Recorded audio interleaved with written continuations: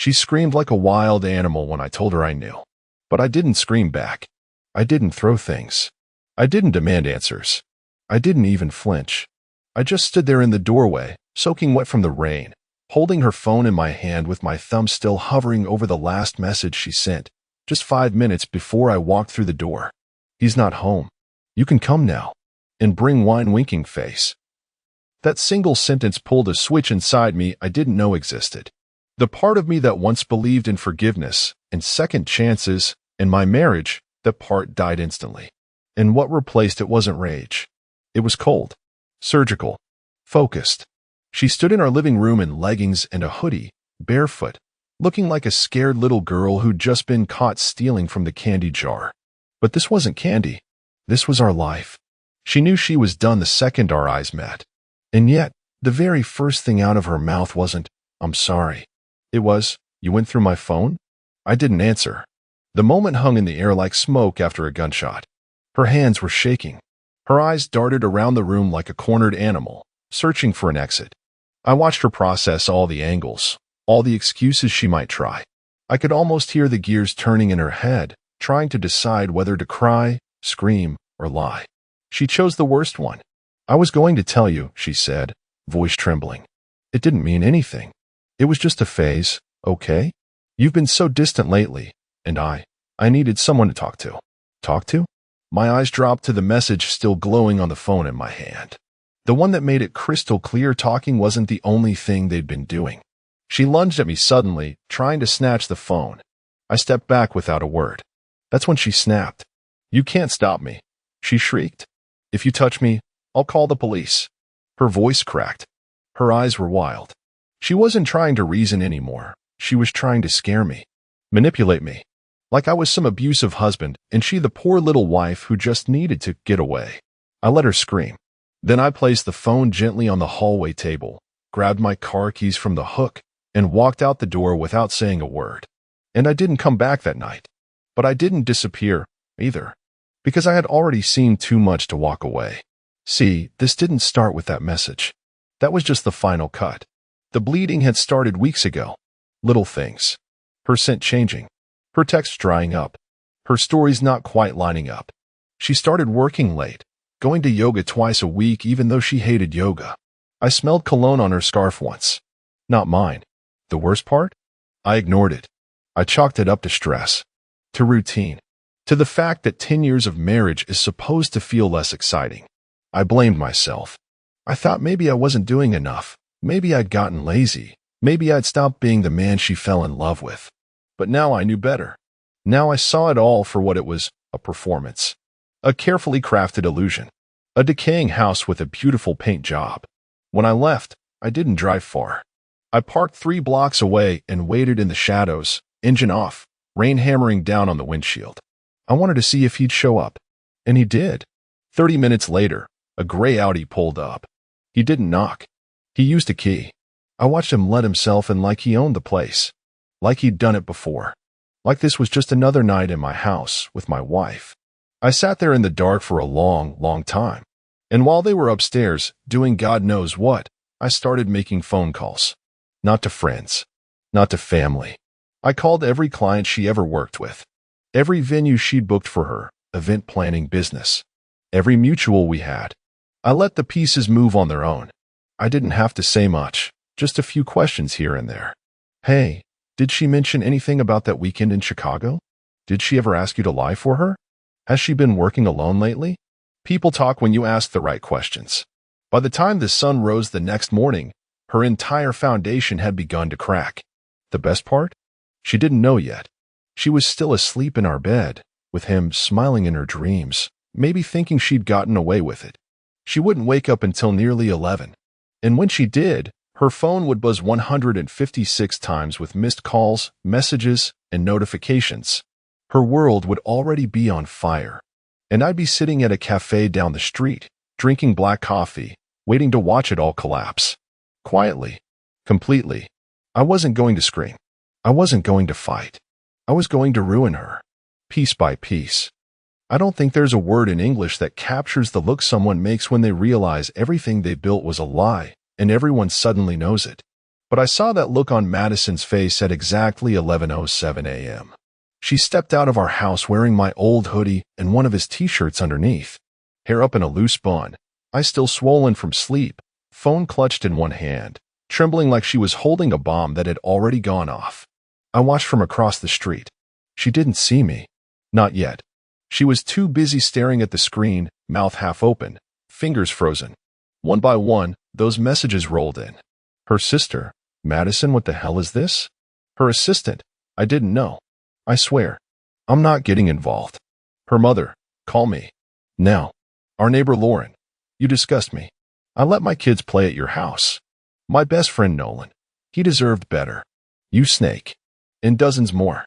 I had lit the match the night before. This morning, the whole forest was on fire. Let me tell you how we got there. After James let himself in the night before, I stayed parked in that car until almost 3 a.m. I didn't even get out to piss. I was running on hate and black coffee, heart thudding, hands steady in a way that scared even me. No jealousy, no grief, just the sharp, white clarity. You don't realize how much you've been manipulated until you step outside the performance. And Madison? She was a damn good actress. Oscar-worthy. But I was done being part of the audience. I left only after the lights in the bedroom went off and the moaning stopped. Yeah, I heard it. Thin walls. Open windows. No shame. That's when I drove to Nolan's place, my best friend since 3rd grade, the one person I could trust to not only keep a secret, but to help expose one. We sat in his garage until sunrise, laptops open, phones buzzing, the bitter smell of old beer in the air. I gave him everything I had, screenshots, voice memos, photos from her backup cloud. He looked through them in silence. The video of her in the hotel with James on July 5th? He winced. The text where she told her friend Tara, "He's so dumb, he still brings me flowers LOL?" That one made his face go pale. "You want to go nuclear?" he asked finally, still scrolling. "No," I replied. "I want to erase her." We started with the client list. Her business, Madison Cole Events, was built on reputation. She threw high-end weddings for people who lived for appearance and status. That meant everything had to look perfect. So we shattered the image. Nolan sent an anonymous tip to a wedding blog. Check out the scandal brewing around MC's founder.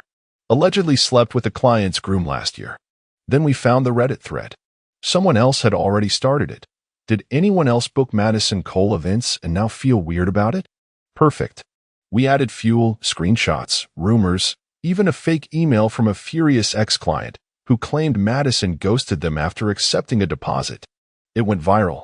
By morning, the thread had over 800 comments. And it was still climbing. Then came the emails. We scheduled them through a burner domain that looked like a wedding industry newsletter. The subject line was innocent. Is your planner as professional as you think? Inside? A PDF attachment titled, Madison Cole, Reputation Report. The file included snippets of real text messages, blurred screenshots, names redacted, but damning enough that any bride who read it would drop her faster than a diseased bouquet. By the time Madison walked outside in that hoodie, yawning, phone buzzing in her hand, her inbox was imploding. She didn't even notice James wasn't beside her. Because he was gone. Left while she slept. Door locked behind him. No note. He must have gotten wind of the wildfire. Or maybe one of his friends recognized her name in the Reddit thread and texted him. Cowards always flee first. She stood on the porch frozen for a while, flipping through her phone like she could swipe the truth away.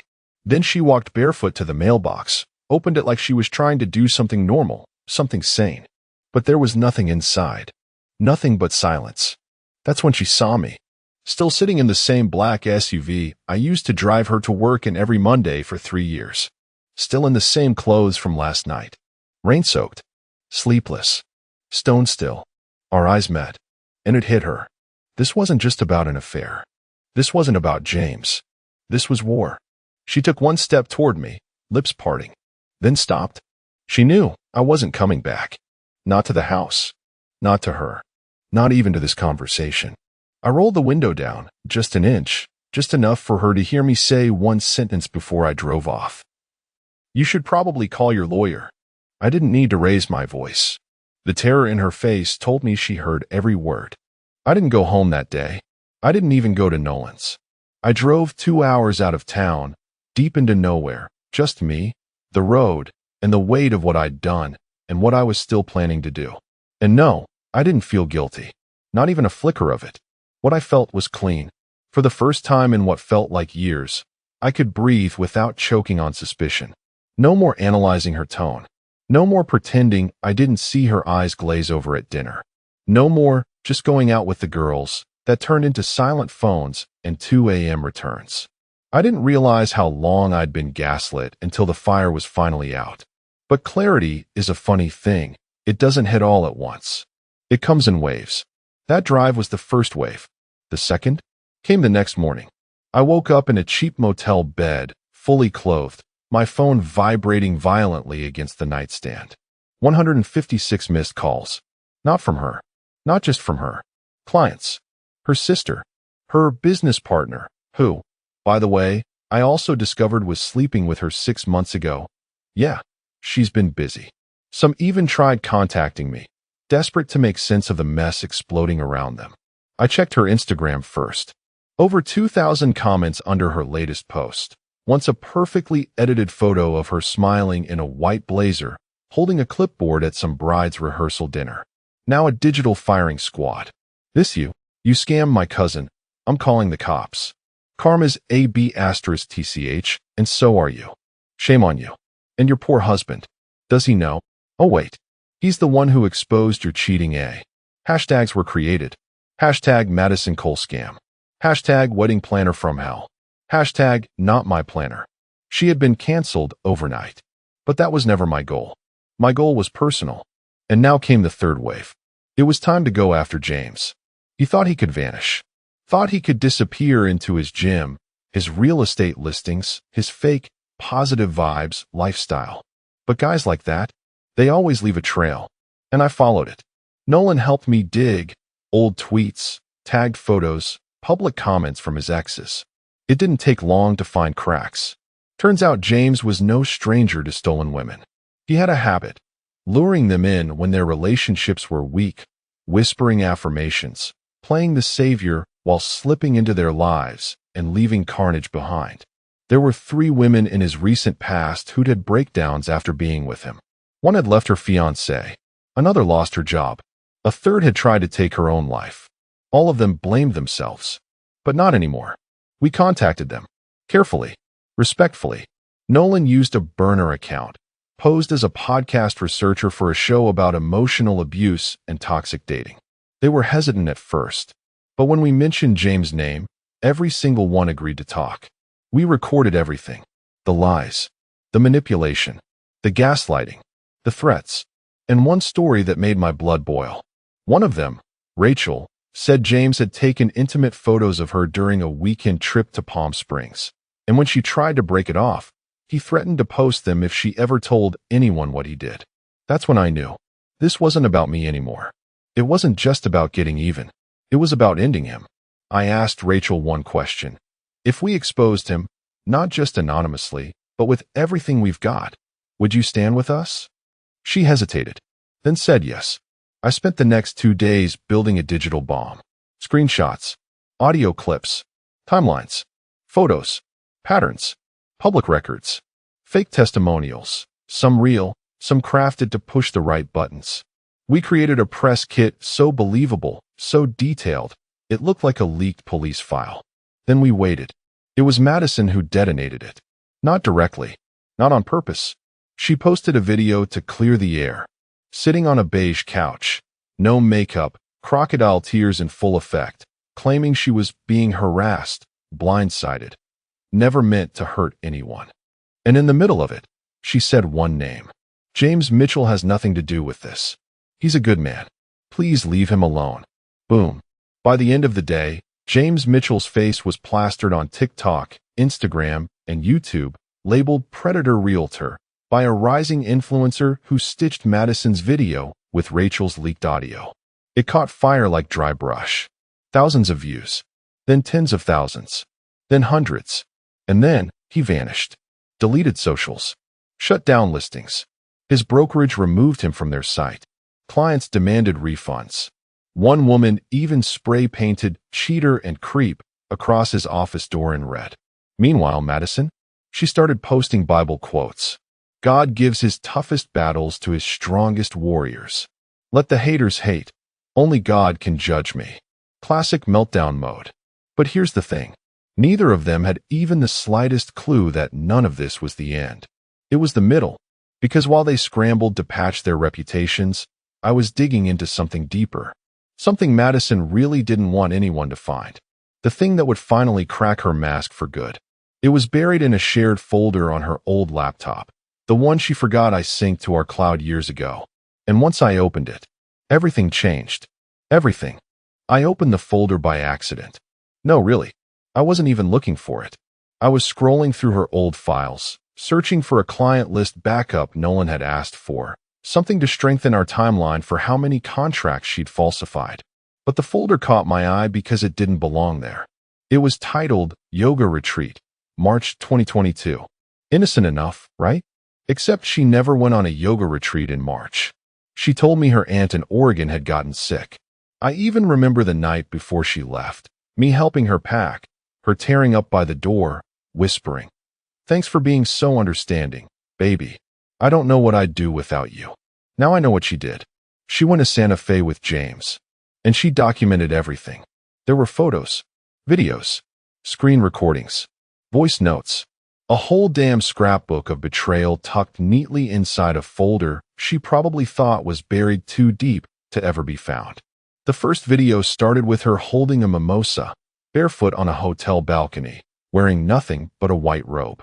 She turned the camera toward the bed. James was lying there, shirtless, grinning like the smug bastard he is. She giggled, whispered, "We're gonna break a bed tonight," then blew him a kiss. And that wasn't even the worst of it. There was a photo album, over 100 pictures, some just selfies, others more graphic, intimate, careless. Two people with no fear of consequences. But what gutted me, what actually took the air out of my lungs, was the one where she held up a handwritten sign to the camera. It said, "He thinks I'm in Oregon. LMAO." She was laughing, beaming, pure joy, like mocking me was a thrill. And in that moment, sitting in Nolan's garage with a cheap cup of coffee and that image glowing on my laptop screen, I finally felt something I hadn't felt in weeks. Rage. Not cold. Not surgical. This was personal. You don't come back from that kind of humiliation. Not when you've been good, loyal, patient, supportive. Not when you've stood by someone through depression, debt, family drama, and they repay you by making you the punchline of a private joke. She wasn't just cheating. She was entertained by it. That broke something in me. And what's worse, that retreat? It wasn't the only one. There were other folders. Palm Desert, Deck. Wine Country, June. Vegas with J.M. Redhart. Each one told the same story. Lies, weekend getaways, different hotels, and the same two smug faces posing like they were the king and queen of their own filthy kingdom. I backed up everything. Then I went to work. First, I sent select photos to Madison's business sponsors. She had brand deals with wedding supply vendors, boutique planners, even a bridal gown company. I didn't attach a message. I just sent the image of the Oregon sign. Let them fill in the blanks. Most of them responded within an hour. 3 cut ties immediately. 1 threatened legal action if she used their name again. Next, I created a drive folder and dropped in a few of the more damning hotel videos. I edited them slightly, blurred her face just enough for plausible deniability, but left the audio untouched. The giggling, the mocking. Then I leaked it to an anonymous Twitter account with a simple caption. "Your favorite wedding planner just got caught in 4K. It blew up in 3 hours. Thousands of retweets. Speculation. Outrage. Half the comments thought it was fake, AI generated. The other half knew it was real and started digging. By sunset, people had matched hotel curtains. Timelines. One internet sleuth found the exact Airbnb listing from one of the videos. There was no stopping it now. But Madison, she was unraveling in real time. She posted 3 different stories that day. One crying, one denying, one trying to own it.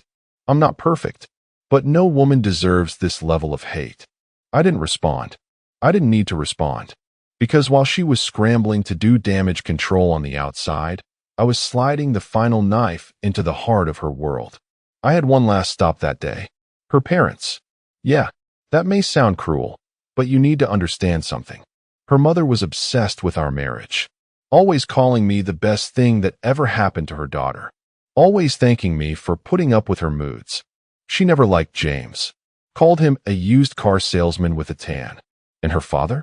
Retired military, man of few words, believed in loyalty, honor, decency. So I emailed them. No message, no introduction, just one photo. Her on James' lap, licking whipped cream off his finger in a hotel bed. Timestamped, March 2022. The reply came 20 minutes later. From her father, just one sentence. You're welcome at our house anytime. She's not. I stared at that message for a long time. Not because I needed validation, but because for the first time since the whole thing started, I felt like someone else saw it, saw the insanity I'd been dragged through. And they didn't try to justify it, or downplay it, or tell me to move on. They just stood beside me. That night, I slept better than I had in months. But I knew peace wouldn't last long, because something new was brewing, something I hadn't planned. Madison was about to strike back, and when she did, she'd make the biggest mistake of her entire life. I should have expected her to go nuclear, but not like this. Not this fast. Not this reckless. 3 days after the photo leaks, after the brand deals pulled out and the Reddit thread had exploded past 20,000 upvotes, Madison vanished from the internet. Her Instagram? Gone. Facebook? Deleted. LinkedIn, business pages, even her Pinterest wedding boards, poof. Scrubbed clean.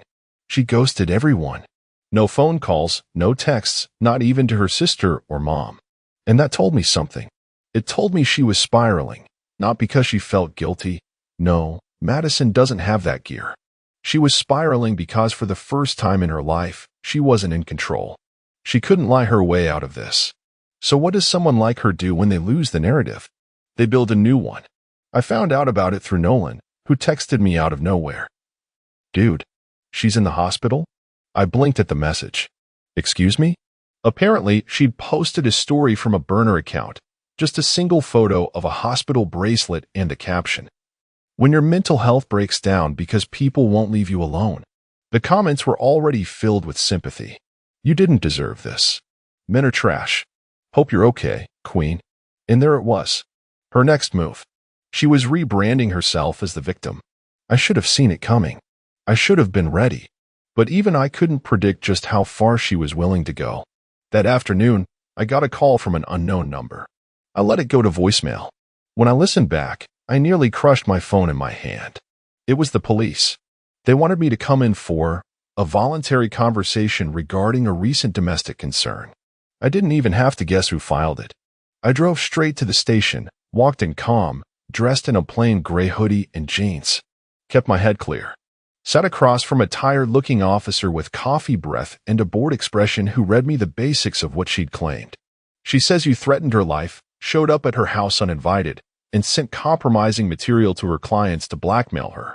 I didn't laugh. I didn't blink. I simply said, "Would you like to see proof that she's lying?" The officer gave me a raised eyebrow like, "Sure, why not?" So I opened the laptop I'd brought and showed him the exact cloud sync that had exposed the photos, along with timestamps, IP logs, and emails Madison had sent, ones where she openly mocked me, flirted with clients, and even discussed deleting evidence in case he finds out. I showed him the video of her with James in Santa Fe. I showed him the message she sent James the night I found out, telling him, "If he sees this, I'm scared. Make sure you park around the corner like last time." The officer leaned back, folded his arms, and muttered, "Damn, I didn't get in trouble that day." But I walked out with something far more valuable. I now had an official record of her filing a false report, which meant if she ever tried it again, tried to flip the script legally, I could bury her with it. But here's where it got insane. I didn't go public with this part. I didn't want the drama. But she did. 2 days later, Madison appeared on a podcast. Yes, a podcast. Some garbage tier, women's empowerment YouTube show hosted by 2 influencers who barely knew her. And for 40 minutes, she sobbed into a microphone, spun a sob story about emotional manipulation, coercive control, and how she was being hunted by a narcissistic ex-husband. They gave her tissues. They told her she was so brave. And then she named me. On camera. Full name. Said I was harassing her. Said I was destroying her business out of spite. Said I had serious mental health issues and was not safe to be around. That clip hit 600,000 views in 24 hours. And just like that, the tide started to shift. I got hate DMs, death threats. One of her followers even found Nolan's address and left a note taped to his door that read, "Tell your friend to stop before someone stops him." I sat in my car that night with the engine running, staring into the darkness, trying to decide what came next. I could have sued. I could have released the full tapes. I could have taken her down in one blast. But no, it was too soon. I wasn't finished yet, because she had just handed me something I never expected. The final puzzle piece. By going on that podcast, by playing victim and dragging my name into it, she triggered something I had nearly forgotten. Her non-disclosure clause. Back when she started her company, we drafted one together. I wrote it. She signed it. It was meant to protect client privacy, but it included language that applied to us, too.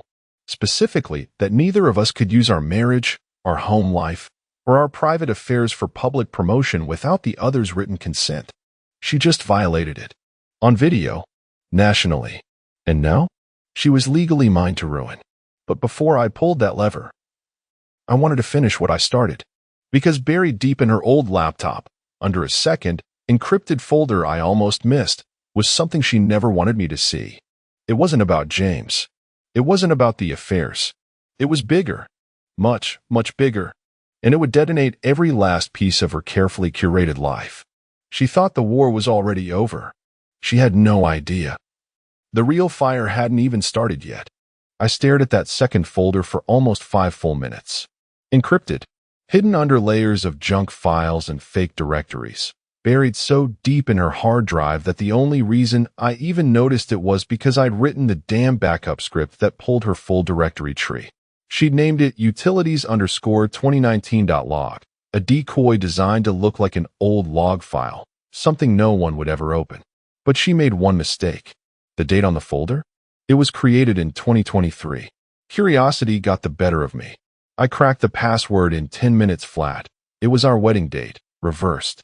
That's the kind of narcissist Madison is. She hides her filth behind symbols of love, like it's all just a game to her. When it opened, my heart dropped. It wasn't porn. It wasn't financial fraud. It was something infinitely worse. The folder contained a series of audio files, clipped video recordings from Zoom, dozens of screenshots, and a master document labeled, "For safety. Use only if needed." My hands were shaking. The first audio file started mid-conversation. Madison's voice. Steady. Calm. Cold. "I don't care how you do it. Just make sure he doesn't get anything in the divorce. The house, the accounts, even the dogs. If I have to push the narrative that he was emotionally unstable, I will. He won't fight back. He's weak." A woman on the other end responded. I didn't recognize the voice. "You'll need some kind of trail. Screenshots. A witness. Start building it now. Nothing aggressive, just enough to imply danger." Madison, yeah. I've been planting things slowly. Might fake a call to the cops soon, just to get it on the record. I froze. That voicemail I got from the cops last week. It wasn't spontaneous. It was scripted. She'd been setting me up for months. The second file was a screen recording, an online consultation with some freelance consultant. The video was grainy, but I saw her face, eyes lit up like she was strategizing a brand launch. Only she wasn't launching a product. She was planning my destruction. Once I filed a claim, the media angle is easy. A woman-owned business crushed by a controlling husband? People eat that up. I'll play the long game.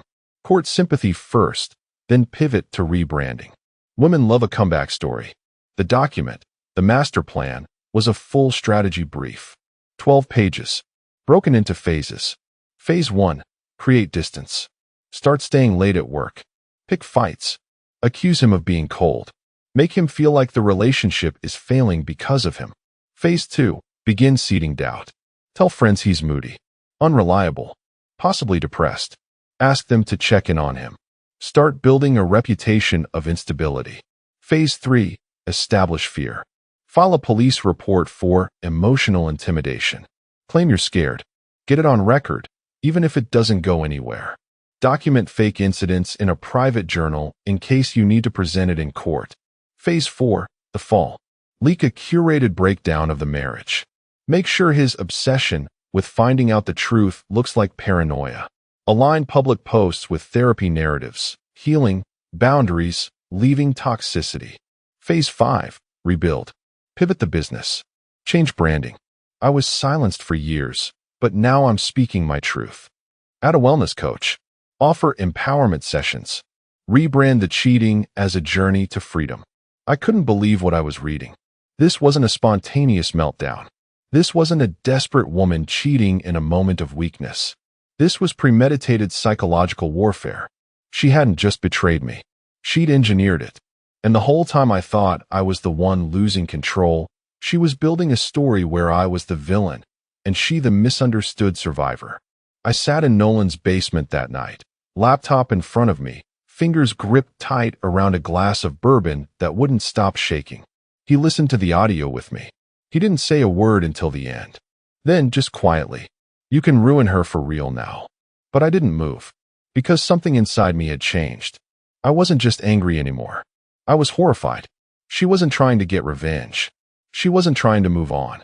She was trying to erase me. My name, my voice, my memories, my entire identity. And suddenly, I remembered something that hadn't made sense at the time. 2 months ago, a woman from a local podcast reached out to me. Said she wanted to interview men who've supported successful women. I thought it was weird. Declined. Never heard from her again. Her name was Caitlin Rayburn. I checked the metadata on one of the Zoom calls Madison recorded. Guess who she was talking to? Caitlin. It wasn't a real podcast. It was a trap. A test to see if I'd say something dumb on record, something they could spin later. And I dodged it by pure chance. I slammed the laptop shut. I didn't care about sympathy anymore. I didn't want people to see her as the villain. I wanted them to see her for what she truly was. A monster dressed in silk and hashtags. But I couldn't go public. Not yet. Because if this folder existed, if these plans were laid out this carefully, then Madison had a backup plan. There was no way she'd stop at social humiliation or legal threats. No, she was playing chess, which meant there were still pieces on the board I hadn't seen yet. And if I moved too soon, she'd activate whatever was waiting in the shadows. So I did something she would never expect. I stopped posting. I stopped responding. I disappeared completely. No status updates. No revenge leaks. Nothing. I made her believe I was finished. And while she celebrated her imaginary victory behind closed doors, I hunted her final move. Because whatever it was, I knew it had the power to either bury me or end her. Silence is the greatest weapon a man like me can wield, because a woman like Madison only knows how to fight noise. When I went dark, she panicked. Not immediately. No. At first, she danced in the digital ashes, convinced she'd won. The comments on her last story started to turn back in her favor. "Stay strong, babe," they said. "We believe you." She posted filtered photos with vague captions like "healing isn't linear." Even slipped a Bible quote in there for good measure. She thought I'd crawled back into whatever hole she imagined I came from. But in truth, I was standing right behind her, watching, listening, digging, because I knew there had to be one more piece. One final contingency plan tucked away in her arsenal. People like Madison don't play games with no backup. She'd drawn up a 5-phase plan to annihilate me. There's no way she didn't plan an escape hatch if it all came crashing down. And sure enough, I found it. Or rather, Nolan did. It started with a folder on a cloud account she hadn't touched in over a year. It wasn't linked to her business, not even her name. It was registered to a dummy Gmail address, alyssajune7@gmail.com. No social media tied to it, no financial transactions. But she forgot one thing. The recovery email? It was hers. We broke into the account in less than an hour. There were only 6 folders. One of them was locked, password protected, no file names visible. The others? Chilling. One was called Fire Escape. Inside it were PDFs, leases for properties in 2 other states under fake names, with prepaid P.O. boxes nearby. A whole relocation plan. New identity. New career profile. She even had a website draft saved, a wellness coaching brand under the name Alyssa Ray. She planned to vanish and rebuild before the fallout ever started. I was never meant to be a lingering character in her next chapter. I was the prologue she wanted to burn and bury. And it gets worse. Because inside the fire escape folder were drafts of legal documents. Ones that claimed I'd harassed her, stalked her, attempted to exert financial control. Her words. There were fake journals, backdated PDFs titled things like, May 7th, he yelled again tonight. June 12th, he told me I'm nothing without him. July 2nd, I think I'm scared of him now. All fabricated. All created in one sitting. The metadata proved it. Same day, same hour, same device. She wrote her abuse narrative before she ever claimed abuse. Let that sink in. This wasn't just a woman lashing out after getting caught. She had built an entire fictional history where I was the abuser and she the brave survivor. She had every intention of taking this story public. Her podcast appearance was just the soft launch. What came next would have been a full media push. Local interviews, YouTube testimonials, maybe even a book deal, a TED Talk, for all I know. The character of me was already written. She'd just forgotten to kill the real version before she let the performance out of the cage. But here's where fate, or karma, or maybe just plain dumb luck handed me my next weapon. Because as I combed through her dummy account, Nolan found something in the metadata of an innocuous file. A JPEG. Just a screenshot of an Amazon return. But it had GPS data embedded in it. It pinged an address. An apartment in Scottsdale, Arizona. Not a business address. Not a P.O. box. An actual place. There were only two names on the lease. Alyssa Ray and Dr. Hayden Moore. That name meant nothing to me at first. So I Googled it. Turns out he's a clinical psychologist. Specialty, high-profile crisis management and abuse rehabilitation. Publicly, he runs a men's trauma center. Privately, he offers strategic consulting for women trying to escape narcissistic relationships. Madison, or Alyssa Ray, I should say, had signed a 12-month lease with him on July 5th. Same day I found the first messages to James. It all clicked. James was a distraction. A disposable pawn. He was the scandal, the noise. Dr. Hayden Moore? He was the exit strategy. A clean, professional figure to help her exit the chaos with grace. Validate her claims. Reframe her story. She'd set up an entire second life, down to the curtains and coaching scripts. I even found a document labeled Brand Guidelines, AlyssaRayHealing.com. Tagline. From pain to power, one woman's journey through silence. That was her plan. Torch her marriage. Lie through her teeth.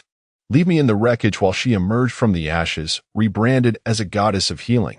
And the scariest part? It almost worked. If I hadn't broken into that account. If I hadn't dug through her fake names, her fake folders, her web of manipulations. I'd be the villain of her next act. A dark figure in her past. The nameless husband she barely survived. The man she'd warn her future clients about in quiet, tear-filled workshops. So now, it was checkmate. She thought I was cornered. Thought I was licking my wounds in silence. But I wasn't. I was loading my final move. Because I wasn't going to stop her. No. I was going to let her launch her new brand. Let her step onto the stage. Let her tell her story, yo. And right as the world leaned in to listen, I was going to tear the curtain down, expose every hidden camera, reveal the script, and show them exactly what kind of monster had been writing the fairy tale all along. Because you don't fake survival. And expect the man you tried to erase to stay quiet forever. She launched it on a Sunday. Like a sermon. No warning, no build-up, just a full reappearance across every platform with a perfectly timed post that dropped at exactly 10 a.m., captioned in soft beige tones and cursive script. I'm finally ready to share my journey. This is for every woman who was ever made to feel like her truth didn't matter. The new name was everywhere now. Alyssa Ray, not Madison Cole. Not the woman who stole, cheated, and manufactured lies. No, this version wore soft sweaters, held mugs of tea, quoted Brené Brown, and spoke in slow, breathy affirmations. I watched the rollout like a hawk. She had a new website, new logo, a video intro on the homepage with her sitting in a sunlit room, legs curled on a cream couch, eyes glossy with rehearsed tears. When I left, I didn't just leave a house. I left a prison of silence. She never said my name. Didn't need to. She painted me in every word. And people believed it. Of course they did. Why wouldn't they? She was beautiful, eloquent, raw. The story was gripping. She even brought Dr. Hayden Moore on camera during one clip. He nodded solemnly while she detailed her emotional recovery, validating every vague accusation with a professional glaze. It was all theater. Every pause, every sigh, every tremble. But beneath the surface, I could see it. The fear. She thought I was gone. But she knew, somewhere in the back of her overcalculating brain, that I wasn't finished. She was waiting for the hammer to drop. So I let her wait. 3 days passed. Her story gained traction. Women's pages reposted her clips. She got interviewed on a podcast called The Bloom Hour, where she tearfully said, "There's so much I'm not allowed to talk about because of ongoing legal threats." Legal threats? That was her subtle setup. Her signal to the audience: if anything gets leaked after this, it's not true. It's retaliation. Brilliant move. And incredibly stupid. Because that night, I got a message. It was from an old friend of hers. A bridesmaid at our wedding, actually. We hadn't spoken in over a year. She'd unfollowed both of us during the collapse and gone radio silent. But now, out of nowhere. "Hey, you didn't hear this from me, but check your email tomorrow morning." Trust me, I didn't sleep. At exactly 6:05 a.m., an anonymous Proton mail hit my inbox. No message. Just a download link. It was a screen recording. Madison, Alyssa, on a Zoom call with 2 women I didn't recognize. Probably part of her circle. She was laughing. Loud. Unfiltered. Not the wounded healer she played online. I could cry on cue now. It's a skill. Dr. Moore says I have a gift for tone control. He's helping me prep for the long-form interview next month. I'm gonna tell the blank stare story. That one always hits. One of the women. What if he counters it? Madison. Let him. No one believes men anyway. They all laughed. That one sentence changed everything. I hadn't cried during any of this. Not once. Not when I found out about James. Not when she lied to my face. Not when she tried to get me arrested. I didn't even cry when I listened to her talk about deleting my existence. But that broke me. Because it wasn't just betrayal anymore. It was contempt. I wasn't a person to her. I was a set piece. A shadow she could mold. A villain in her carefully written memoir. And now she was preparing to sell my life, my name, my dignity as content. I didn't rage. I didn't scream. I didn't throw anything. I opened my laptop and made one call. A journalist. One who owed me a favor. His name's Casey. We'd helped him years ago when he was just a freelancer trying to expose a corrupt venue that was overcharging couples. Madison had gotten him the scoop. I just stood by and watched. He owed us. Now he owed me. I sent him everything. The fake journals. The strategy document. The videos. The backup plan files. The full recording of the Zoom call where she said, "Let him. No one believes men anyway." He responded with 2 words. Got it. What I didn't know, what Madison never saw coming, was that Casey had just landed a contributor role for a major digital outlet. One with real reach. One where stories like this don't just go viral, they get syndicated. He didn't tell me when he was going to drop it, but I trusted him. Meanwhile, I kept watching. Madison announced a healing retreat in Sedona.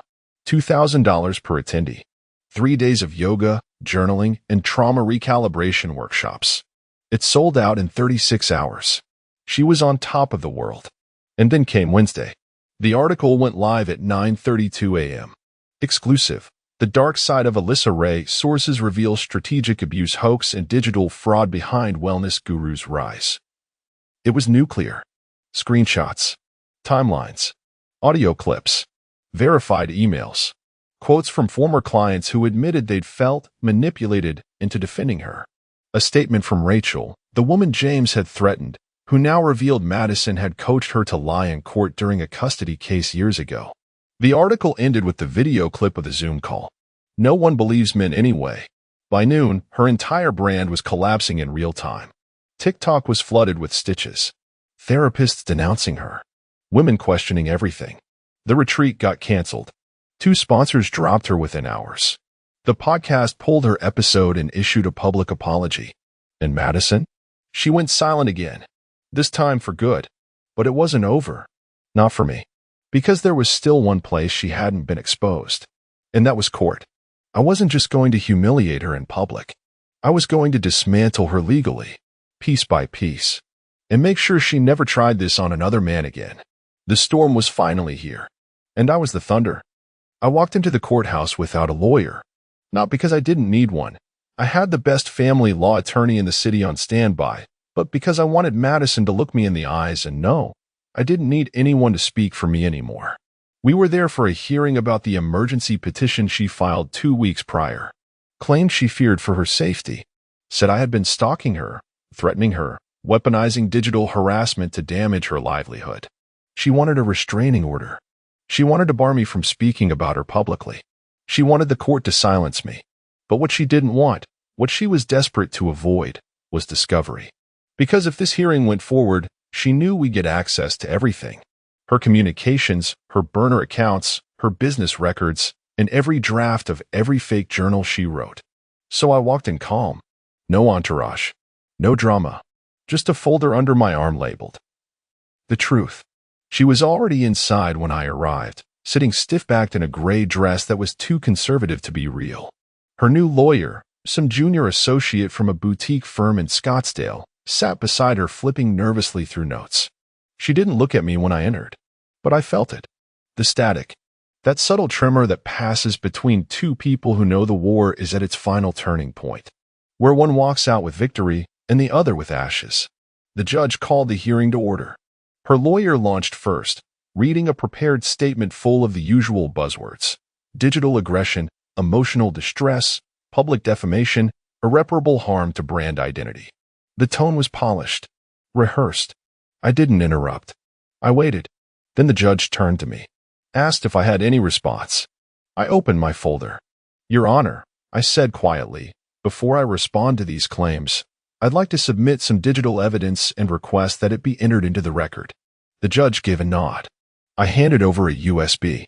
Inside, the audio of her strategizing my destruction, metadata proving the fake journal entries, email threads between her and Hayden Moore, clearly discussing brand optics over actual safety, video of the Zoom call where she laughs about her ability to cry on command, copies of lease agreements under her fake identity, and finally, the screen recording of her saying the line that cracked this whole thing wide open.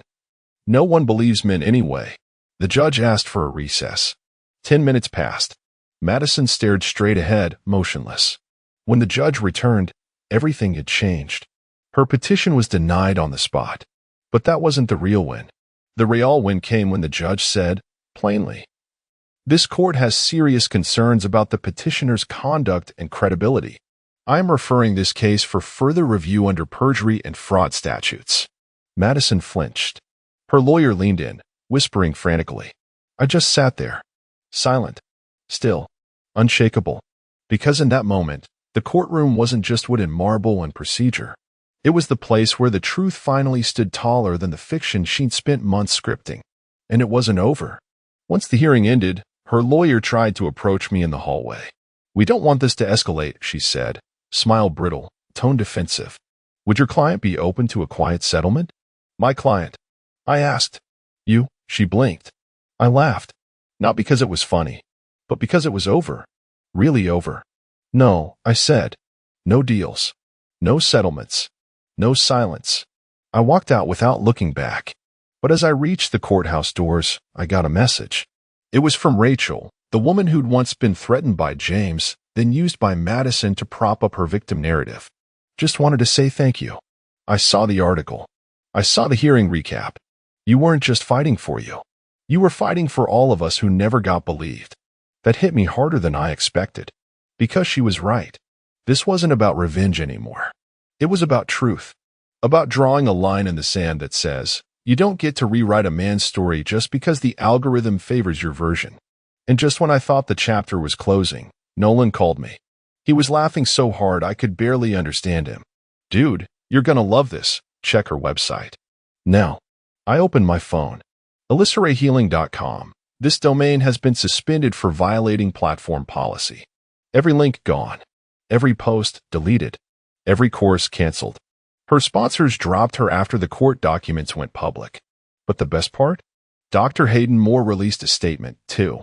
After a recent review of communications between myself and Ms. Cole, I've terminated all association with her. I regret that I was misled. She was alone now. For real. No James. No therapist. No followers. No exit plan. And as for me, I wasn't finished. Because there was still one move left. The lawsuit. Not for money. Not for vengeance. For justice. For the truth she tried to drown. And the final strike? It wasn't going to come from a courtroom or a podcast or a headline. It was going to come from her own mouth. Because I had something she didn't know I'd found. Something buried in the one device she forgot to wipe. A recording. One she made for James, thinking I'd never hear it. And when I pressed play, it rewrote everything. Everything. It was on an old iPhone. Her first one, the black XR with the cracked corner. The one she said she traded in last year. She didn't. She just tossed it in a box in the attic, probably thinking it was dead or wiped. But it wasn't. She'd forgotten the iCloud passcode had never changed. I found it during my final sweep through the house, after I'd already filed the civil suit, after her brand collapsed, after the world had seen the truth. I didn't expect anything new. I just didn't want to leave a single loose thread. But that phone? It was the fuse I didn't know I'd been holding. It had no SIM, no charge. I had to connect it to my laptop, run a recovery boot, and override the lockout using tools I probably shouldn't mention here. Took me 3 hours. And then, there it was. A single voice memo. Titled, For Jay. Dated 8 months before I ever caught them. Before the fake yoga retreats. Before the emotional distancing. Before the trap she laid began to close. I sat there in the silence of my garage, the air thick with dust and secrets, and hit play. Her voice filled the room, low, breathy, confessional. Hey, baby, I'm recording this just in case. In case something happens, or I forget what we promised. You always say I should document the process so we have proof of intent, right? There was a pause. Then laughter. You're so smart. You always think 2 steps ahead. Anyway, here it is. And what came next changed everything. So, yeah, I'm still married. Technically. But like I told you, that's temporary. He's like wallpaper at this point. Harmless. Static. I just need to make sure I get out clean, and with enough sympathy to avoid court drama. I'm following the blueprint you gave me. I already logged the first incident in my journal, and I told Lauren he's been snapping at me lately. She bought it. She'll be useful when it's time to validate my version. Another pause. She cleared her throat. You said if I play this right, I come out as the survivor, and he just looks like another bitter guy who couldn't handle a powerful woman. I like that. I like being the one people root for. Her tone shifted, softened. But most of all, I like us. The real us. The one no one sees. You and me. You're the escape plan. The only thing that feels real anymore. She ended the message with a whisper. Burn this after you hear it. Promise me. I hit stop, stared at the screen, then played it again. Not because I needed to hear it, but because I wanted to memorize it. I wanted to burn the exact moment she sold her soul in exchange for applause. When she turned us into a lie in him, James, into a goddamn consultant on how to ruin someone cleanly. So he wasn't just the affair. He was the architect. That changed the board. See, up until now, I'd played the game like Madison was the mastermind and James was just her sweaty side piece. But no, he was coaching her, guiding her, helping her turn a normal divorce into a reputational massacre. He gave her steps, phrases, timing. I went back and listened to her Healing Journey podcast again. Every single phrase she used lined up with the psychological tactics James promoted on his now-deleted blog, reframing the narrative, trauma priming, rebuilding through strategic grief. He turned her into a weapon and pointed her at me. And she let him, which meant I wasn't just up against Madison anymore. I had another name to add to the lawsuit. James Walker. And this time, I had hard audio proof that he conspired to help fabricate abuse, defamation, and emotional injury for personal gain. Defamation is one thing. Conspiracy to commit character assassination with financial intent? That's a whole different courtroom. I called my lawyer that night, told him about the file. His exact words were, "Get that audio transcribed and notarized. We're adding it to the complaint first thing Monday." She just turned a civil suit into a federal one. I hung up and sat in the dark. No music. No TV. Just the sound of the AC and the slow hum of clarity settling into my bones. This wasn't about cheating anymore. This was planned identity theft, the emotional kind. She tried to hijack my life story, erase my credibility, and market the ashes as inspiration. But now, she was exposed, and her co-conspirator was coming with her. The final trial date was set, 2 weeks from today. And unlike the last hearing, this wasn't just to dismiss false claims. This was the one where everything would be made public.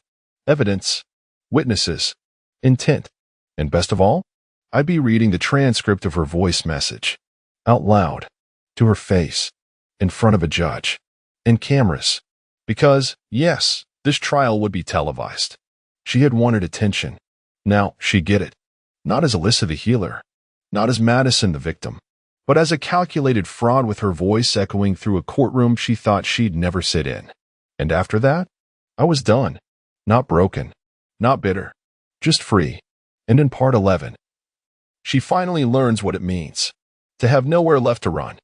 The courtroom was colder than I expected, not in temperature, in presence, in tone. It was full, but silent, like everyone could smell that something serious was about to go down. You don't get that kind of energy from petty lawsuits or custody brawls. You only get it when someone's life is about to be stripped clean in public, and no one knows how far the wreckage will spread. Madison sat 2 rows ahead, flanked by 2 attorneys. Not the boutique lawyer from last time. These were big league, the kind of suits that charge by the breath. She wore a navy pantsuit, hairpinned, not a trace of makeup. A look crafted to scream stoic victimhood. And James? He was there, too, sitting near the back, alone, arms folded, jaw tight, dressed like he was going to church to ask for mercy. I didn't speak to him. I wouldn't waste words on someone like him. He was nothing now, a used-up match she struck against the side of my life and tossed once the flame burned too bright. The judge entered. Cameras were already rolling. It was a closed trial, open to press, but no spectators. That didn't stop the feed from going live across 3 networks. America loves blood in a clean room. My lawyer opened with precision. No theatrics. Just facts. He moved through the timeline like a scalpel, how Madison launched her fake narrative, documented a series of manufactured incidents, filed false reports, contacted sponsors, and used the fabricated abuse history to position herself for a sympathetic brand launch under a false identity. He presented witness statements, metadata, screenshots, business emails between her and James that used words like audience calibration and empathy optics. One message even said, "He's not abusive, but the ambiguity works in our favor. It's all about framing." Then came the bomb. He played the voice memo, the one from the attic iPhone. The courtroom didn't move. No coughing, no chairs shifting. Just her voice pouring through the speakers, talking about her plan, about building credibility, about James helping her turn public support into equity. At one point, she laughed. The tape caught it. That smug little laugh like the world owed her forgiveness before she even sinned. When it ended, the judge leaned forward and simply asked, "Miss Cole, do you deny the voice in that recording is yours?" Madison hesitated. For the first time since I walked in, I saw her crack. Not cry, not tremble. Crack. Something behind her eyes gave way. A twitch. A flash of something she couldn't rehearse out of herself. Her lawyer whispered fast, tugging at her sleeve. She swallowed. Hard. Then nodded. "It's me," she said, barely audible. The judge asked, "Do you admit the statements made in that recording were not true depictions of your marriage?" She didn't answer. The room waited. Silence is cruel when it hangs from a noose. Then, softly, "Yes, that was it." No speech, no collapse, no monologue, just one word. And in that single syllable, everything unraveled. Because once she admitted the voice was hers, the rest collapsed like wet cardboard. Her defense team pivoted to damage control. James's attorney tried to argue he wasn't aware of how far things had gone. My lawyer objected before the sentence was done. It didn't matter. The truth was already air. And then came my moment. The judge allowed me to read my statement aloud. I stood. My hands didn't shake. My voice didn't waver. I read from the transcript of the voice memo her words, pausing at the exact points where she planned to make me a villain, where she mocked my kindness, where she weaponized her image of victimhood to profit from my silence. Then I looked directly at her. You tried to turn me into a story you could sell. You said I was wallpaper, that I was static, that I wouldn't fight back because I was weak. You weren't wrong about one thing. I stayed quiet for a while, but you mistook my stillness for surrender. And that, Madison, was your final mistake. I sat down.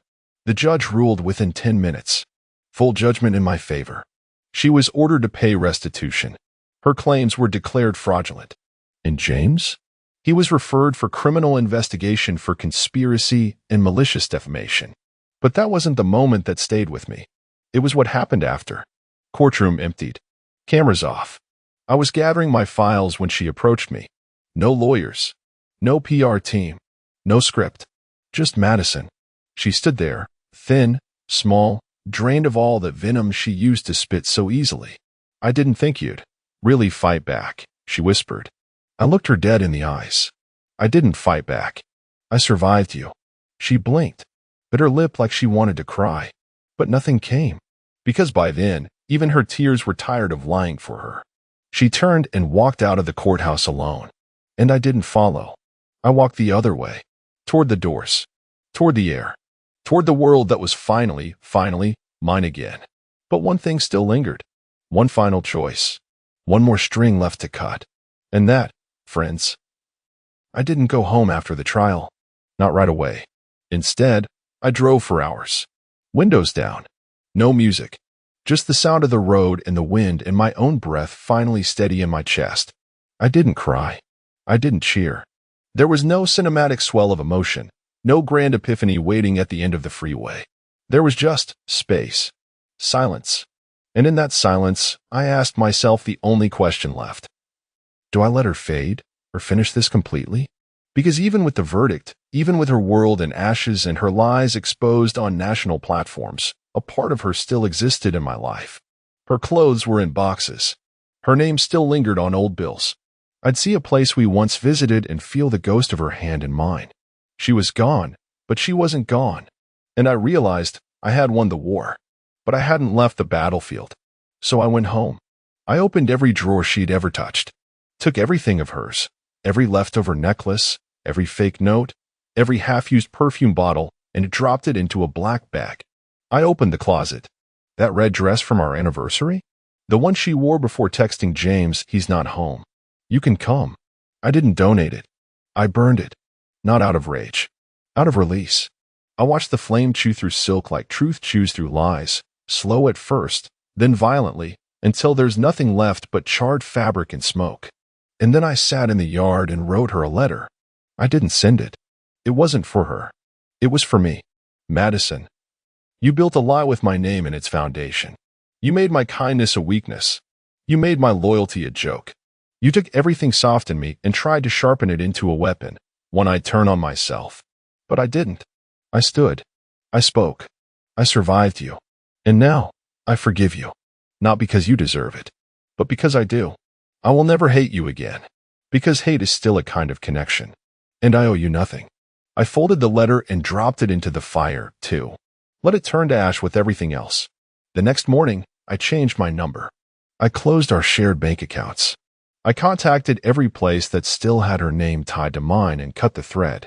I started walking more, cooking again, reading. And for the first time in a long time, I wasn't waiting for the next betrayal. Because it was over. Really over. Not just for her, but for me. And if you've read all this, if you're sitting there thinking about your own doubts, your own little red flags that you keep brushing aside, let me leave you with this. You're not crazy. You're not paranoid. You're not overthinking. You're paying attention to the cracks before they become sinkholes. And if you're in something that makes you feel like you're shrinking, like your voice is only allowed if it makes someone else comfortable, that's not love. That's control wearing a pretty face. Get out. Or stay and fight. But never, ever go quiet. Because silence is where people like her build their kingdoms. And when you speak, when you finally tell the truth, they burn. The baby was gone. That's how it started. I came home from work, tired, and expecting the usual. Melanie curled up on the couch, scrolling her phone, maybe a snarky comment about how late I was. Instead, the house was silent. Too silent. I called out her name, but no answer. I walked into the bedroom, and that's when I saw it. The ultrasound picture that had been pinned to the fridge was lying on the floor, crumpled. Melanie wasn't anywhere in sight. My stomach twisted into knots. We'd only just found out she was pregnant a few weeks ago. Something she'd been weirdly desperate for, practically begging me to agree to start trying. And now, the one thing she was so excited about seemed discarded like trash. Then I saw her phone blinking on the nightstand. My first thought was panic. What if something happened to her? I grabbed it, and that's when I saw the message. "I told you it's done. Stop texting me, or he'll figure it out." The number wasn't saved, but the exchange was long, detailed, and completely damning. The words blurred as I scrolled. Phrases like, "It's not his," and "He doesn't suspect anything" jumped out, each one hitting me like a freight train. It was as if my whole world had just been yanked out from under me. I didn't know how long I stood there, staring at the screen, my hands trembling. My first instinct was to call her, demand an explanation, but something in me hesitated. I needed to know more. I needed to be sure. So I did something I never thought I'd do. I took screenshots of everything, sent them to myself, and put her phone back where I found it. Minutes later, Melanie walked in. Her face was pale, her eyes darting around nervously as if she'd been caught doing something. "Hey," she said, forcing a smile that didn't reach her eyes. "You're home early. Where were you?" I asked, trying to keep my voice even, but the tension must have been obvious. "Just out," she replied too quickly. "Had to run some errands." "Errands? At 9 at night?" She shrugged, brushing past me to grab a water bottle from the fridge. "What's with the interrogation? I'm allowed to go out, aren't I?" Something snapped in me at that moment. I couldn't stand the casual way she was lying to my face, acting like I was an idiot. But instead of confronting her, I played dumb. "Of course," I said, forcing a smile of my own. "I was just worried." Her eyes flicked to the ultrasound picture still on the floor. For a split second, I saw panic flash across her face, but she recovered quickly, bending down to pick it up. "I must have dropped it," she mumbled, avoiding my gaze. I wanted to scream, to demand answers, but I held back. If she thought I didn't know, I had the upper hand, and I wasn't about to lose that advantage. As she busied herself in the kitchen, I opened my laptop in the other room and started piecing things together. I'd find out who this other man was, what they'd done, and why she was so desperate to cover it up. The next day, I took a detour on my lunch break to visit the hospital where she said she'd had her checkup. I'd never felt more out of place, standing at the receptionist's desk, stammering some excuse about needing a copy of her appointment records for insurance. The woman behind the desk gave me a suspicious look but eventually handed over a printout. It wasn't a checkup. It was a termination. I felt like the air had been sucked out of the room. The baby wasn't mine, that much was clear now. But the part that chilled me to my core was the date. She'd ended the pregnancy 2 days before she told me she was pregnant. She had never intended for me to be the father. The realization left me reeling. I'd spent the past few weeks imagining a future with a child that didn't even exist anymore. Melanie had lied to me about everything. But the worst part was yet to come. Later that night, when I pretended to be asleep, I overheard her on the phone. "You have nothing to worry about," she said in a hushed tone. "He's completely clueless." I didn't move, didn't breathe. Her words cut deeper than any betrayal I could have imagined. Clueless? Not anymore. If she thought she was in control, she was dead wrong. I was done playing the fool. It was my turn to play the game, and I intended to win.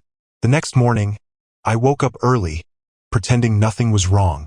Melanie acted like everything was perfectly normal, like she hadn't just torn my life apart. She was humming while making coffee, scrolling through her phone like it was any other day. But I wasn't going to let her see the storm brewing inside me. I'd learned the night before that showing my hand too early would be a mistake. If I wanted answers, real answers, I needed to play this carefully. "Morning," she said, flashing me that fake smile I'd started to hate. "Morning," I replied, grabbing a mug. I couldn't even look at her without feeling sick, but I forced myself to stay calm. "Busy day today?" Just the usual, she said casually, taking a sip of her coffee. Then, as if on cue, she dropped her little lie for the day. Oh, by the way, I might be home late tonight. Work stuff. Work stuff. I almost laughed. Melanie didn't work late. Her office closed at 5, and I knew for a fact that she never stayed a second longer than she had to. Got it, I said, keeping my voice neutral. Have fun. She gave me a quick kiss on the cheek, an act that now felt more like a slap in the face, and left the house. The second the door closed behind her, I grabbed my phone and opened the screenshots I'd taken of her messages. The number she'd been texting wasn't saved, but there were enough clues in their conversations for me to start digging. The guy, let's call him Mr. Homewrecker for now, was cocky, careless, and clearly thought he was untouchable. He mentioned meeting Melanie at some bar downtown, one I knew she used to frequent with her friends. I spent the next couple of hours making calls and pulling favors. A friend of mine, Jake, worked security at that bar. We hadn't talked in a while, but when I explained the situation, he was more than willing to help. You're looking for what, exactly? Jake asked, his voice laced with concern. Anything, I said. Footage, receipts, names. I just need to know who she's been with. All right, man, Jake said with a sigh. I'll see what I can do. But if I find something, what are you planning to do about it? What was I planning to do? I didn't even know. All I knew was that I needed to uncover the truth. Every lie she told me was like a knife in my back, and I wasn't about to let her get away with it. By the afternoon, Jake had called me back with exactly what I needed. A name. Greg Marshall. He wasn't just some random guy. He worked with Melanie. I sat there, staring at the name on my screen, feeling the anger build inside me. It wasn't just the betrayal, it was the audacity. They'd been carrying on this affair right under my nose, probably laughing at me behind my back. When Melanie came home that evening, I was ready. I had my plan in motion, but I wasn't about to tip my hand just yet. How was work? I asked, trying to keep my voice light. Exhausting, she said with a sigh, dropping her bag on the counter. Yeah? Late meeting. She froze for a split second, just long enough for me to notice. Yeah, she said, brushing her hair behind her ear. Just one of those days. Greg's a nice guy, isn't he? I asked casually. Her head snapped up, her eyes narrowing. What? I said, Greg. You've mentioned him before, right? From work. Her face went pale, and for the first time, I saw a crack in her composure. I don't know what you're talking about, she said quickly. Too quickly. Sure you do, I said, leaning back in my chair. He's the one you've been texting, right? The one who knows I'm clueless. Her mouth opened, then closed, like she couldn't decide whether to deny it or double down. Finally, she went with her default move, attack. Are you seriously accusing me of something? She snapped, crossing her arms. That's disgusting, Dan. I can't believe you'd even think. Cut the crap, Melanie. I interrupted, my voice cold. I know about the messages. I know about the bar. I know about Greg. So stop pretending like I'm the idiot here. For a moment, she just stood there, staring at me. Then, to my absolute disbelief, she started laughing. You're unbelievable, she said, shaking her head. You're snooping through my phone now? Do you even hear yourself? You sound crazy. Crazy, I repeated, my hands clenching into fists at my sides. Crazy is lying to your husband, carrying on an affair, and then acting like you're the victim when you get caught. Her expression hardened. You don't know anything, she said, her voice dripping with venom. And even if you did, what are you going to do about it? It was a challenge, a dare, and I wasn't going to let her win. You'll find out soon enough, I said, my voice calm but firm. Just remember, you started this. I'm just finishing it. She stormed off to the bedroom, slamming the door behind her. I sat there for a long time, staring at the empty room and wondering how the hell we got here. But one thing was clear. She was right about one thing. She didn't think I'd do anything. And that's where she was wrong. Tomorrow I'd take the next step. And when I was done, she'd never forget what she'd done to me. The next morning I called in sick to work. Melanie was already gone, leaving a vague note about meetings all day. It didn't matter. I had my own plans. I started by digging deeper into Greg Marshall. A quick online search revealed everything I needed to know. His social media was public rookie mistake. He wasn't just some guy from her office.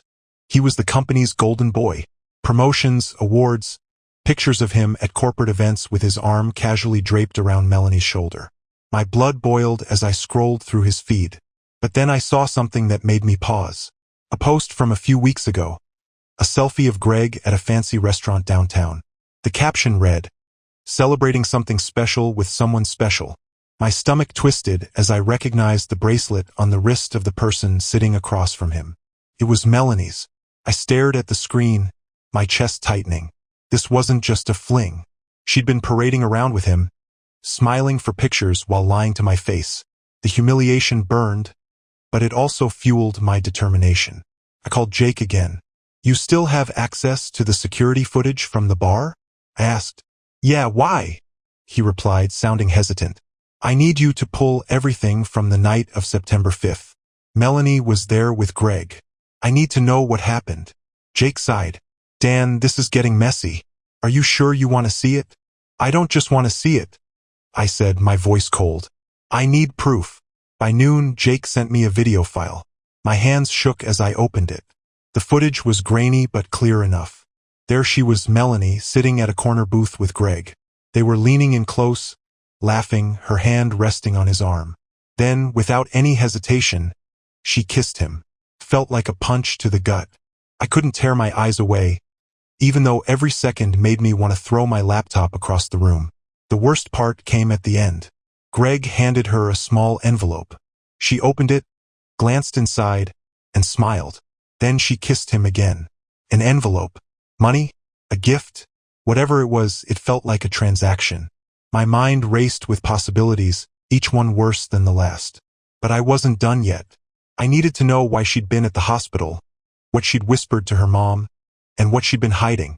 I called the hospital next. Using the appointment records I'd gotten the day before, I asked to speak with someone from billing. After a bit of back and forth, I got what I needed. Termination procedure. The woman on the phone said matter-of-factly, dated September 6th. The day after she was at the bar.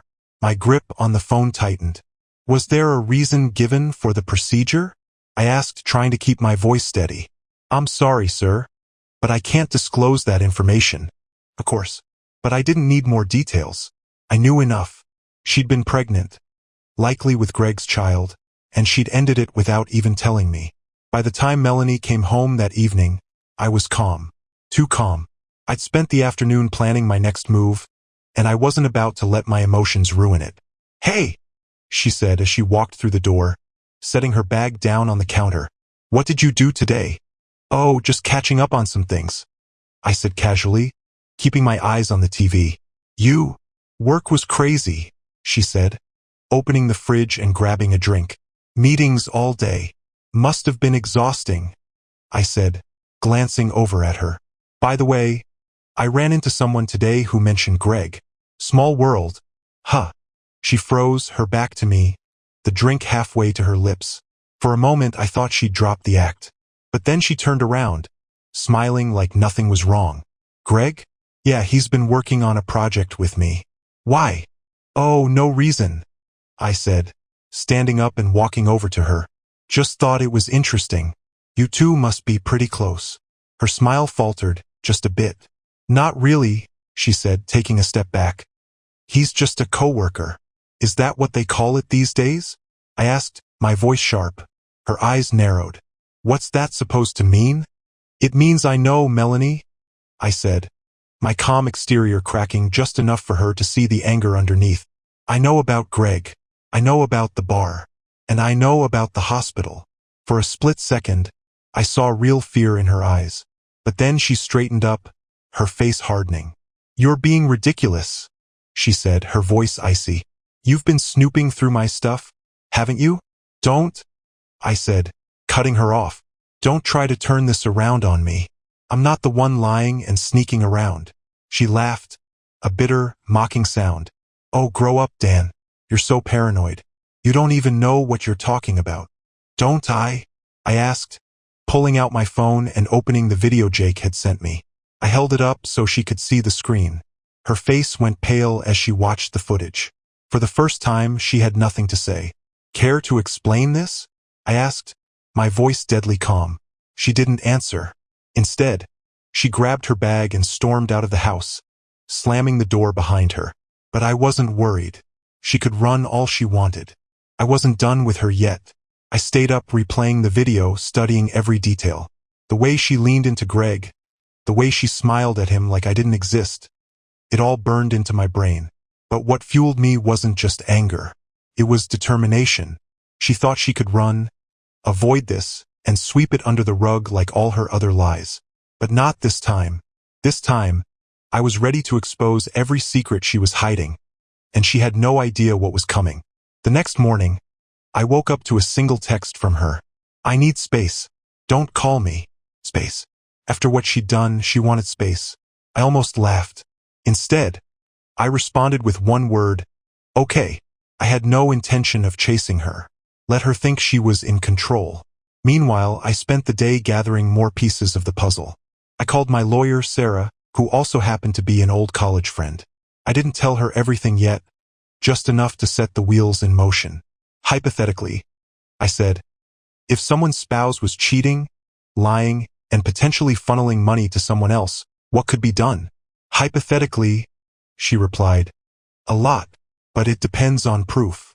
If you're thinking divorce, you need evidence, real, concrete evidence. I've got evidence, I said, my jaw tightening. Then start documenting everything, she said firmly. Dates, messages, bank statements, anything that proves misconduct. And don't confront her again until you're ready to act. It was good advice. I thanked her and hung up, my mind already racing with the next step. By midday, I had a plan. I started with the joint bank account Melanie and I shared. She handled most of the finances, but I still had access. As I combed through the statements, something caught my eye. Multiple large withdrawals over the past few months. One of them matched the date of her meeting with Greg at the bar. It wasn't just money. There were also transactions at luxury boutiques, a spa downtown, and, most suspiciously, a payment to a private clinic. The clinic name jumped out at me because it wasn't the hospital where she'd had the procedure. It was somewhere else entirely. I wrote it down and called the number. "Good afternoon," a cheerful receptionist answered. "How can I help you?" I hesitated for a moment, then forced a calm tone. "Hi, I'm calling about an appointment my wife, Melanie Harris, might have had recently. I'm trying to clarify some details for our insurance." "Of course," she said. "Can you confirm the date of birth?"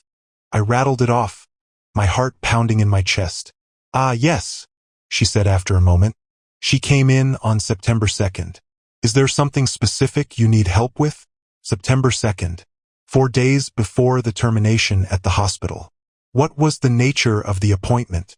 I asked, keeping my voice steady.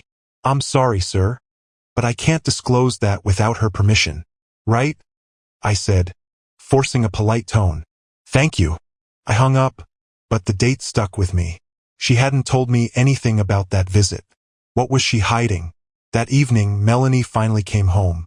She walked in like nothing had happened, setting her bag down and avoiding eye contact.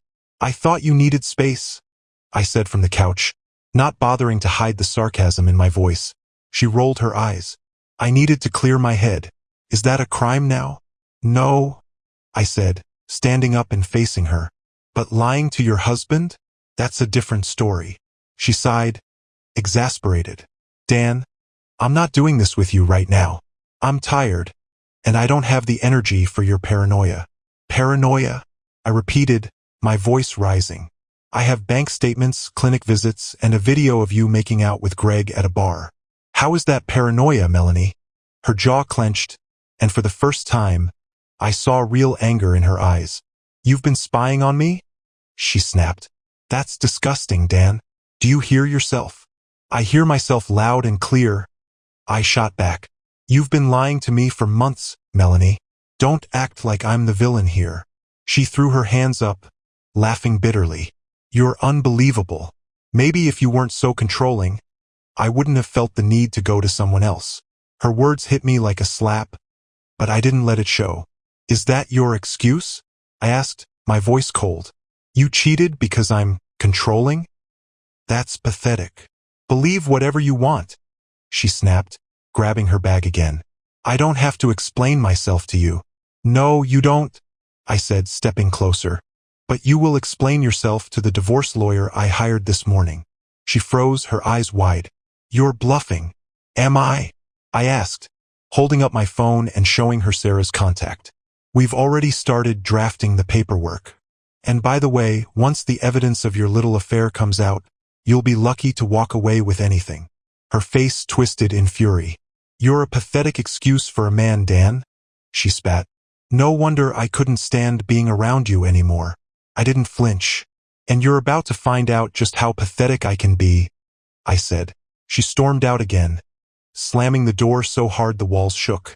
But this time I didn't feel defeated. This time I felt in control. The next morning, I decided it was time to stop playing defense. Melanie had shown her true colors, and I wasn't about to let her walk all over me any longer. If she thought she could gaslight and manipulate her way out of this, she was in for a rude awakening. I started my day by meeting with Sarah in person. She had already drafted the initial divorce paperwork, but now I wanted to take it a step further. She's been lying about finances, cheating, and hiding medical procedures, I explained. I need to make sure she doesn't get away with any of it. Sarah nodded, jotting down notes. We'll include everything. The infidelity, the financial mismanagement, and her lack of transparency. But Dan, I need to ask, what's your ultimate goal here? Are you looking to settle this quietly? Or are you prepared for a fight? A fight, I said without hesitation. She's been playing games with me for months. It's time she faces the consequences. Understood, Sarah said. Then we'll be aggressive. Just make sure you're prepared for her to retaliate. People like this don't back down easily. I left Sarah's office feeling more focused than I had in weeks. The pieces were falling into place, and I was ready for whatever came next. By the time I got home, Melanie was already there, sitting on the couch and scrolling through her phone like she didn't have a care in the world. She didn't even look up when I walked in. You're home early, she said, her tone dismissive. I had things to take care of, I replied, setting my bag down. She finally looked up, narrowing her eyes. What kind of things? Legal things, I said, meeting her gaze. Her expression hardened. You're seriously doing this? Filing for divorce over some paranoid fantasy you've cooked up in your head. It's not a fantasy, Melanie, I said calmly. I have proof. And if you keep pushing me, I'll make sure everyone else sees it too. Her lips curled into a smirk. You think anyone's going to care? People cheat all the time, Dan. Get over it. Her nonchalance lit a fire inside me, but I refused to let her see it. Instead, I smiled. You're right, I said. People do cheat, but not everyone lies about a pregnancy, steals from a joint account, and runs off to bars with their coworkers. That's a little harder to ignore. Her face twisted with anger, but before she could respond, my phone buzzed on the table. I glanced at the screen and saw a message from Jake. Found something else. Call me. I picked up my phone and walked out of the room, leaving Melanie stewing on the couch. When I called Jake, his tone was serious. Dan, you're not going to believe this, he said. I dug a little deeper into Greg, like you asked. Turns out he's not just some office flirt. He's married. What? I said, my jaw tightening. Yeah, Jake continued. And here's the kicker. His wife, Rachel, has no idea about any of this. I found her on social media. She's got pictures of them together, happy as can be. It looks like he's pulling the same crap Melanie is. My mind raced as I processed the information. Greg wasn't just cheating with my wife. He was betraying his own too. Suddenly, an idea began to form. Jake, I said, my voice steady. Do you think you could get me Rachel's contact info? Jake hesitated. Dan, are you sure you want to bring her into this? It's going to get messy. It's already messy, I said. If she's in the dark, she deserves to know. And if she's on my side, it could make things a lot harder for Melanie and Greg. Jake sighed. All right, give me a bit. I'll see what I can do. I hung up and walked back into the living room. Melanie was still sitting on the couch, glaring at me. What now? She snapped. Oh, nothing, I said, leaning casually against the doorway. Just tying up some loose ends. She rolled her eyes. You're pathetic, you know that? All this digging and scheming, it's not going to change anything. Maybe not, I said with a shrug. But it'll make sure you don't walk away from this as easily as you think. Her eyes narrowed, but she didn't respond. Instead, she grabbed her bag and stormed out of the house for the second time that week. This time, though, I wasn't angry. I was focused. With Jake's help and Rachel on my side, I was about to take Melanie and Greg down in a way they'd never see coming. By the next morning, Jake came through. He texted me Rachel's contact information, along with a brief warning. Be careful with this, man. You're playing with fire. Fire? I was already standing in the middle of a blaze, and I wasn't about to let it consume me. Rachel deserved to know the truth, and if it helped me take down Melanie and Greg at the same time, all the better. I called her during my lunch break, my heart pounding as the phone rang.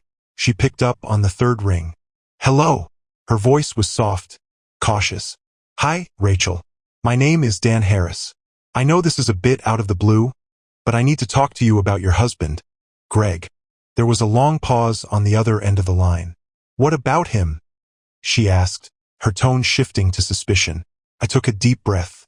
I don't know how to say this gently, so I'm just going to be direct.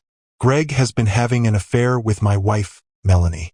I have proof, videos, messages, everything. I thought you deserved to know. Her sharp intake of breath told me I'd hit a nerve. What? She whispered, disbelief dripping from the word.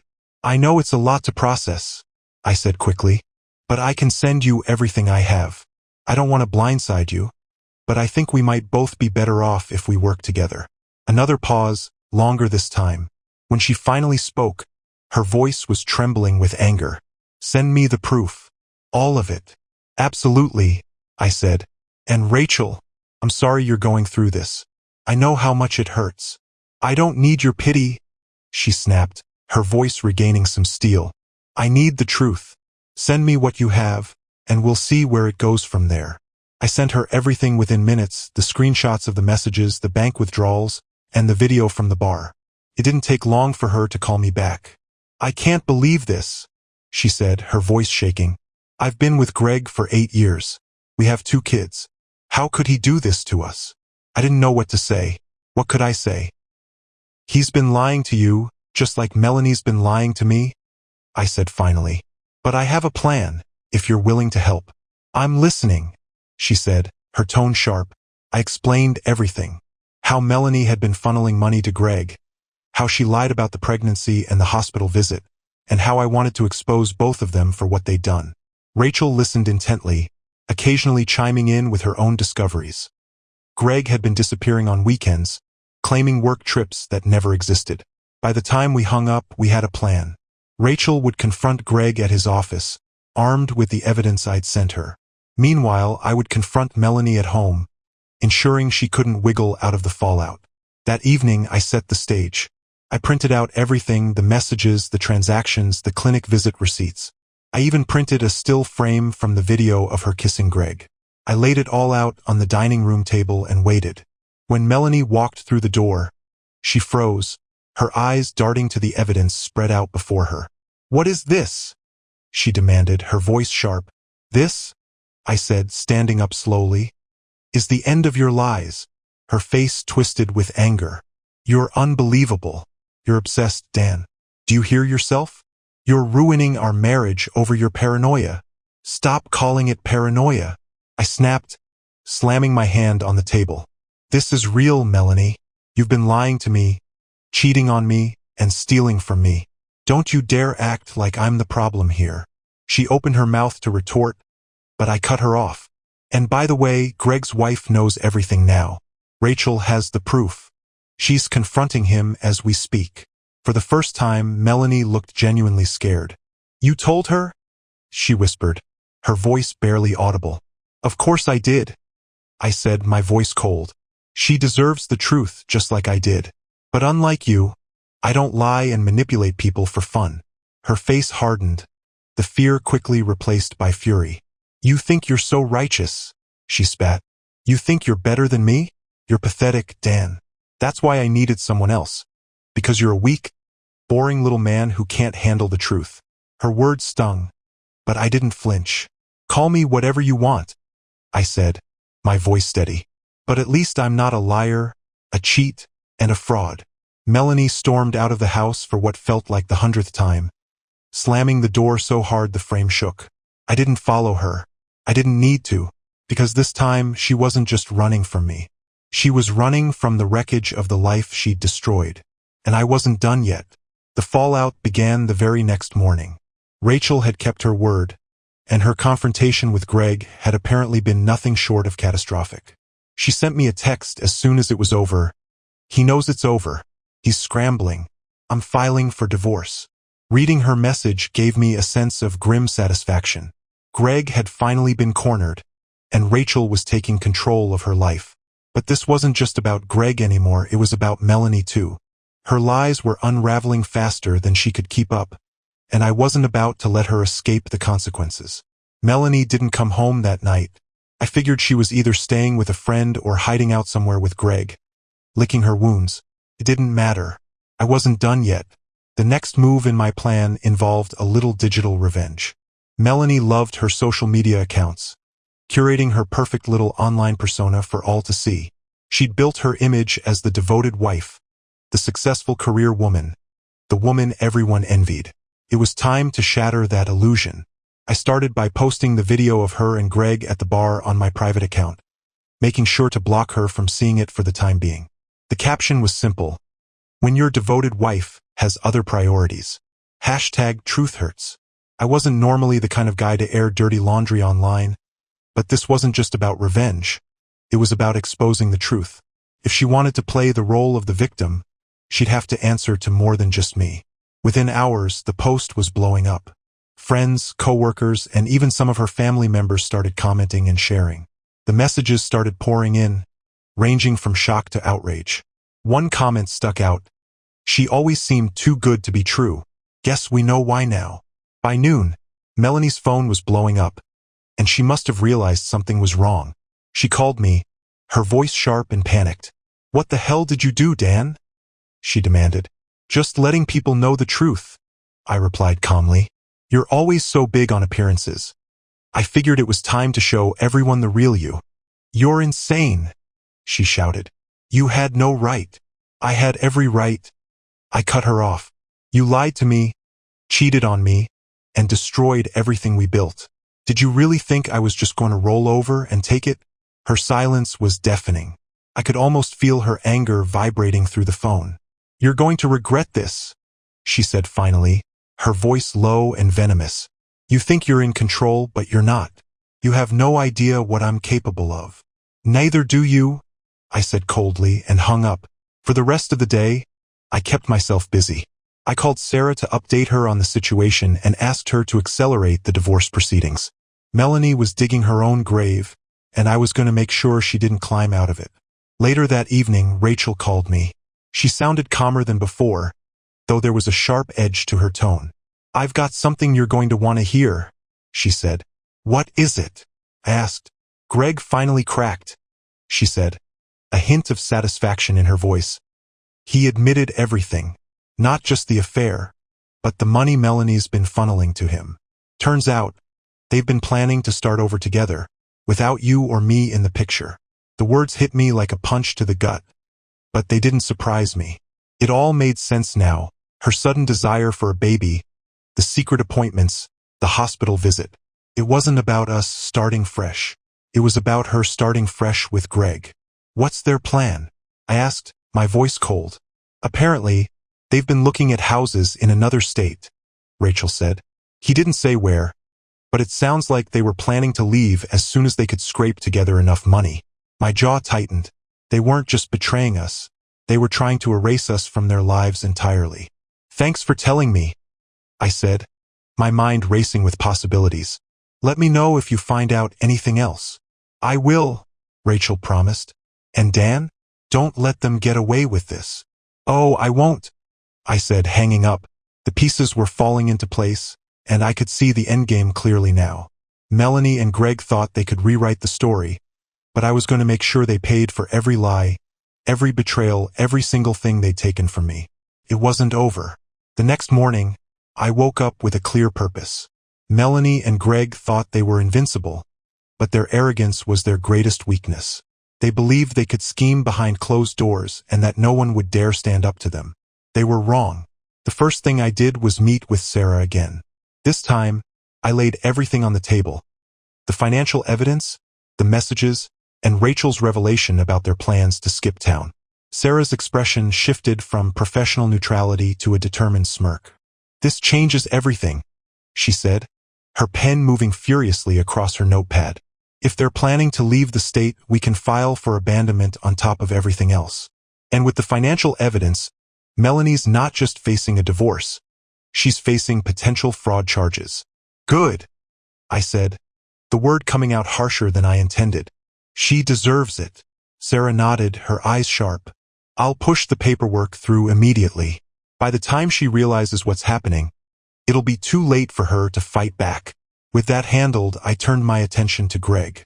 Rachel had been a goldmine of information, and after another conversation with her, I had everything I needed to corner him. He was scheduled to give a presentation at his office later that afternoon, a big public event with all his colleagues in attendance. I wasn't going to miss it. I arrived early, dressed sharp, and walked into the office lobby with the confidence of someone who belonged there. No one questioned me as I made my way to the conference room, where a crowd was already gathering. Greg was at the front, chatting animatedly with a few coworkers, completely oblivious to the storm about to hit him. When the presentation started, I waited patiently in the back, letting him go through the motions of his slick PowerPoint and forced charisma. He was in his element, basking in the attention and admiration. But as he clicked to the next slide, I made my move. "Excuse me, Greg," I called out, my voice cutting through the room like a blade. Every head turned toward me, including his. For a moment, his confident demeanor faltered, replaced by confusion and a flicker of panic. "Can I help you?" he asked, his voice tight. "Actually, I think I'm here to help everyone else," I said, stepping forward. "You see, Greg here has been moonlighting as something other than an employee of this fine company. He's been busy seducing other men's wives and stealing money to fund his little side projects." The room erupted in murmurs, and Greg's face turned red. "I don't know what you're talking about," he said quickly, his voice shaking. "Oh, don't you?" I said, pulling out my phone. With one tap, I cast the video of him and Melanie at the bar onto the screen behind him, replacing his carefully curated presentation with the cold, hard truth. The room went silent, save for the gasps and whispers of his colleagues. Greg stood frozen, his mouth opening and closing like a fish out of water. "You're a fraud, Greg," I said, my voice loud and steady. "And everyone here deserves to know exactly who they're working with." Security showed up shortly after that, but I'd already made my point. I walked out of the building feeling lighter than I had in weeks. Greg's career was in shambles, his reputation destroyed in front of everyone he worked with. But I wasn't done yet. Melanie still had no idea what was coming for her. That evening, I returned home to find her sitting at the dining room table, staring at the stack of papers I'd left there earlier, the divorce filings, complete with a detailed breakdown of her financial misconduct and infidelity. Her face was pale, her hands trembling as she flipped through the pages. "What is this?" she demanded, her voice barely above a whisper. "It's your reality check," I said, leaning against the doorway. "You lied to me, cheated on me, and tried to steal from me. Now you get to face the consequences." Her eyes filled with fury as she slammed the papers down. "You think you can do this to me? You think you're going to win?" "I don't think, Melanie," I said, my voice cold and steady. "I know. And when this is over, you'll have nothing left. No money, no reputation, and no Greg. You brought this on yourself." She stood abruptly, knocking her chair over. "You're a monster," she hissed. "You're ruining my life." "No, Melanie," I said, walking past her to pour myself a drink. "I'm just making sure you don't ruin mine." She grabbed her bag and stormed out of the house, slamming the door so hard the windows rattled. But this time I didn't flinch. I was done being her victim. The pieces were all in place, and the final act was about to begin. The next morning, Melanie made her final move. I woke up to find the house eerily quiet, the air thick with a sense of something unresolved. When I went downstairs, her closet door was wide open, her clothes gone, along with most of her toiletries.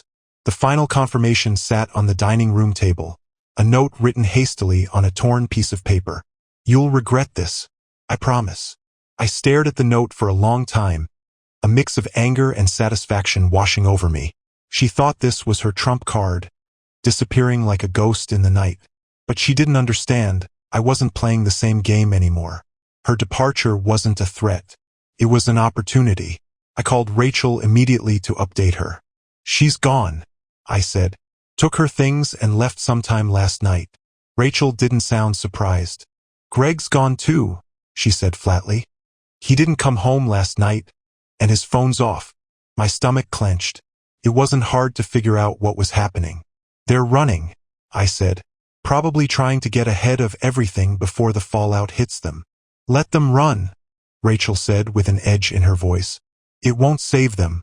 I'm already working with my lawyer to freeze Greg's accounts. He won't get far without money." Her words sparked an idea.